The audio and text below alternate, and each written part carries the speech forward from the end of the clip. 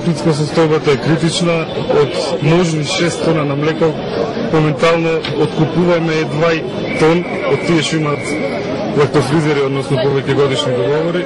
Инаку тој друг договор не е подпишан. Немаме заштита на своите домашни производи, додека секи немаме, ние се содруваме стално со вакви проблеми.